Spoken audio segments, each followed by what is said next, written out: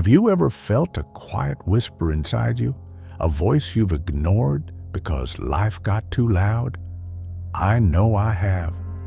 A few years ago, I was in a place where I felt completely disconnected from myself. I was working a job I didn't love, constantly trying to meet everyone else's expectations, my family's, my friends', society's. I'd wake up each morning with this heavy emptiness, like I was living someone else's life. I'd go through the motions, but inside, I felt lost, like I'd forgotten who I truly was. I'd look in the mirror and wonder, where did I go? Why do I feel so broken? If you're watching this, I'm guessing you felt something similar. That aching sense that you're not living in alignment with your soul, that you're carrying wounds you don't know how to heal. It's a struggle many of us face, and it's not something we often talk about openly. We're taught to keep going, to push through, to ignore that quiet voice inside us. But what if that voice is the key to healing? What if listening to your soul could mend the deepest parts of you? That's what brought me to Carl Jung, a thinker who understood the profound power of connecting with your inner self. Jung believed that our soul, our deepest, truest essence, speaks to us through our unconscious, guiding us toward healing and wholeness. He introduced a concept called the shadow, the hidden parts of ourselves we've buried, like our fears, our shame, the emotions we don't want to face. In my case, I realized my shadow was full of things I'd been avoiding for years. The fear of disappointing others, the shame of not being successful enough, the grief I'd never let myself feel for the dreams I'd abandoned. Jung would say that when we feel broken, it's often because we've ignored our soul's voice, pushing away these shadow parts instead of listening to them. That disconnection leaves us wounded, longing for healing we don't know how to find. I remember sitting at my desk one evening, staring at a pile of work I didn't care about, feeling this overwhelming sadness. I'd been so focused on pleasing everyone else that I'd lost touch with my own heart. I felt like I was drowning in expectations, and I didn't know how to come up for air. Maybe you felt that too, like you're carrying wounds that won't heal, like you've lost the connection to your soul. It's like Neo in the Matrix, trapped in a world that told him who to be, until he listened to a deeper truth and broke free. Jung believed that listening to your soul can be like that, a powerful act of liberation, a doorway to healing. He called this journey Individuation, the process of becoming your truest self, fully aligned with your inner essence. So, what does that healing look like? How can listening to your soul mend the deepest parts of you? Let's explore that together. When I first started exploring Carl Jung's ideas, I was in a place of deep longing, searching for a way to heal the wounds I'd been carrying for so long. I felt like I'd lost myself in the noise of life, and all I wanted was to feel whole again. But what I found was so much more, a way to see that listening to my soul could bring a healing I never thought possible. Jung taught me that when we tune into our soul's voice, we can mend our deepest wounds, finding a peace and purpose that transforms our lives. The benefits of this journey are profound, not just for healing, but for connecting us to a deeper sense of who we are. One of the first things Jung showed me was the importance of facing my shadow, the parts of myself I'd hidden because they felt too raw, too unacceptable. In my disconnection, I realized I'd been burying so much. The fear of disappointing others, the shame of not living up to society's standards, the grief over the dreams I'd let go. Jung said that when we integrate these shadow parts, we find a kind of freedom that allows healing to begin. For me, that meant acknowledging those feelings instead of pretending they didn't exist. I started writing in a journal, pouring out my fears, my shame, even the sadness I'd kept locked away. And slowly, I felt a shift. It was like I was meeting myself for the first time, and in that meeting, I found a new kind of strength. I realized my wounds weren't a sign of weakness. They were a sign that my soul was calling me to heal. Jung would say, that's what happens when you listen to your soul. You start to heal the deepest parts of yourself, the parts you've been afraid to face. Jung called this process individuation, the journey to become your truest self. When you listen to your soul, you're not just healing, you're awakening to a deeper connection with your essence, a connection that brings profound peace. I felt this shift one morning as I was walking by a river near my home. I'd been in such a disconnected place, but that day, as the sun rose over the water, I felt this quiet stillness inside me. I realized I wasn't just surviving my wounds, I was growing through them. I felt connected to my soul in a way I'd never experienced before, a sense of wholeness that brought me peace. Jung would say that's what happens when you listen to your soul. You stop living by external expectations and start living from the truth of your being, fully aligned with who you are. Another beautiful thing Jung talked about is synchronicity, the idea that when you listen to your soul, the universe starts to support you in unexpected ways. After I began this journey, I noticed this in my life. I'd meet people who seemed to understand my struggle, friends who encouraged me to follow my passions, even opportunities that felt like they were meant to be, like a meditation retreat I found just when I needed it most. It was like the world was reflecting my inner healing back to me. I think of Santiago in The Alchemist, who followed his heart and found the universe conspiring to help him. Listening to your soul can feel like that, a journey where every step brings you closer to a life of meaning and connection. For me, one of the greatest benefits was rediscovering a sense of joy I'd thought I'd lost. I'd always loved painting, but I'd set it aside to focus on my responsible life. As I started listening to my soul, I picked up my brushes again. I'd spend hours creating, losing myself in the colors, and I felt a happiness I hadn't known in years. It wasn't just about the painting, it was about reconnecting with my soul, with the part of me that felt truly alive. Jung would say that's what listening to your soul does. It helps you heal by bringing you back to the things that make you whole. Imagine what that could look like for you. What if listening to your soul could mend your deepest wounds, bringing you a peace you never thought possible? That's the gift Jung offers, a way to turn your disconnection into a path of healing. It's not always easy, but it's worth every step. And the best part? There are practical ways to start this journey, steps you can take today to listen to your soul. Let's dive into those next. Now that we've seen the incredible healing that comes from listening to your soul, let's talk about how to make that journey real in your life. Carl Jung's teachings offer us practical steps to tune into our soul's voice. And I've found these steps to be incredibly transformative in my own healing. They helped me move from a place of disconnection to a place of wholeness. And I believe they can do the same for you.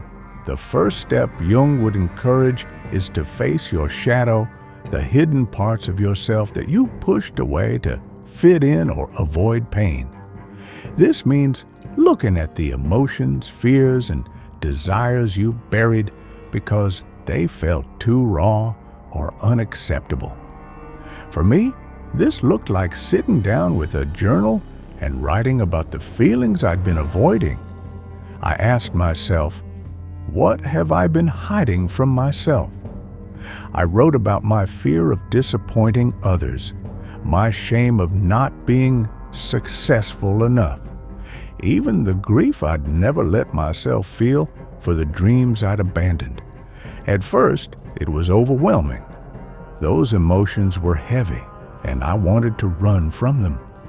But as I wrote, I felt a release, like I was finally letting myself breathe. Try this yourself. Take 10 minutes each day to journal about your hidden feelings. Ask, what am I afraid to admit? Or, what does my soul want me to see? Don't judge what comes up, just let it be. Jung believed that by facing your shadow, you begin to hear your soul's voice, the voice that's been waiting to guide you toward healing. The next step is to listen to your unconscious, which Jung saw as the language of the soul. Your unconscious speaks to you through dreams, intuition, and quiet moments of insight, often revealing the path to wholeness. I started keeping a dream journal during this time, writing down every detail I could remember each morning. One night, I dreamt of a glowing river winding through a dark forest. I realized that river was my soul, guiding me through the darkness of my pain. You can try this too. Keep a notebook by your bed and write down your dreams each morning. Look for symbols, a river, a light, a guide, and ask yourself what they might mean. Jung would say, this is your soul speaking, offering you wisdom to heal. If dreams aren't vivid for you, try sitting in silence for a few minutes each day, asking, what does my soul need right now? And listening to the quiet voice within. Another powerful practice is to take small intentional actions that align with your soul's desires, which Jung saw as a key to individuation, becoming your truest self. This means doing one thing each day that feels true to you, even if it's small. For me, this meant setting aside time to paint, even just for 15 minutes a day. I remember the first time I shared a painting with a friend, I was nervous, but their encouragement gave me the confidence to keep going. It felt like I was honoring my soul, and that act brought a deep sense of healing. You can start small too. If your soul loves music, play your favorite song and let yourself feel it. If it longs for nature, take a walk in the park. Jung believed that every step toward your soul is a step toward healing, a way of mending the deepest parts of you. It's like Neo in the Matrix, taking small steps to break free from the system, becoming stronger with each choice. These steps, facing your shadow, listening to your unconscious, and taking soul-aligned actions, aren't always easy, but they're doable. You don't need to change everything overnight. Just take one step at a time, and you'll be amazed at how much you can heal. Jung believed that every choice to listen to your soul is a step toward wholeness, a step toward becoming your truest self. So, what's one step you can take today? Maybe it's journaling about your shadow, writing down a dream, or doing one thing that makes your soul feel alive. Whatever it is, I'd love to hear about it in the comments. Let's share this journey together.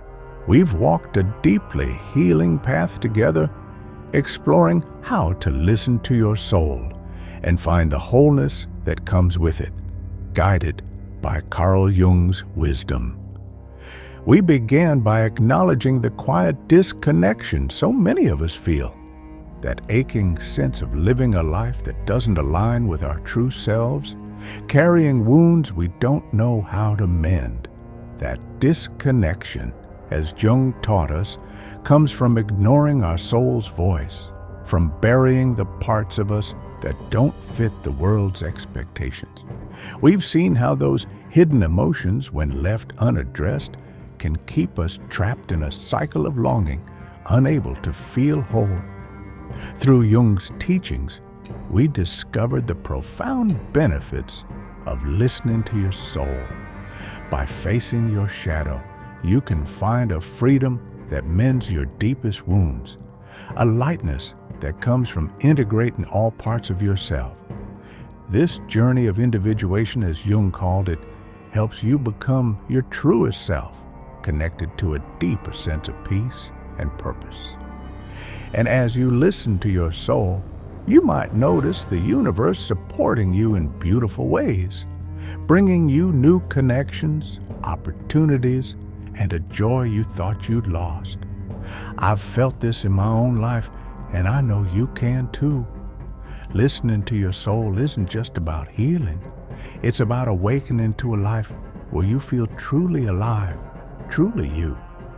We also explored practical steps to make this healing real, facing your shadow by journaling your hidden emotions, listening to your unconscious through dreams and intuition, and taking small, soul-aligned actions each day. These steps, though challenging, are powerful. I've seen how they've changed my life, helping me move from a place of emptiness to a place of connection. Jung believed that this journey is lifelong, a process of becoming more and more yourself with each step. It's like Santiago in The Alchemist, who discovered that the treasure he sought was within him all along. Your wounds, though heavy, can be the beginning of that journey, a chance to find the treasure of your own soul. Now, I want to invite you to take this journey further. Start with one of the steps we talked about.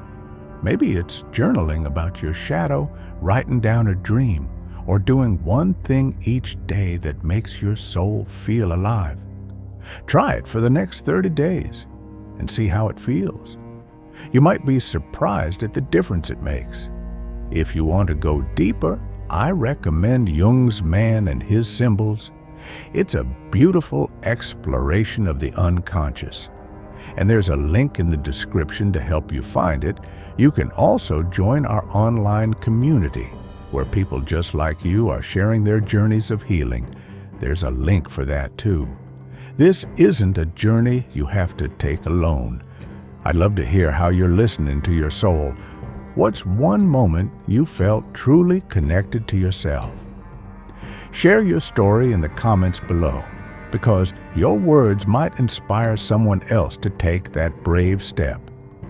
We're in this together, building a community of people who are choosing to heal, to grow, to live in alignment with their souls. Thank you for being here with me today. You're not just a viewer, you're part of something bigger, a movement toward wholeness and joy. As you move forward, remember this: your soul is always speaking to you, guiding you toward healing. You are enough exactly as you are, and your wounds are not a sign of weakness. They're a sign of your strength, your capacity to grow. Jung believed that the greatest journey is the one within, and listening to your soul can be the start of that adventure. You deserve to live a life that feels truly yours, a life where you shine. So, take that first step today, and let's keep walking this path together. I'll see you in the comments, and I can't wait to hear how you're healing.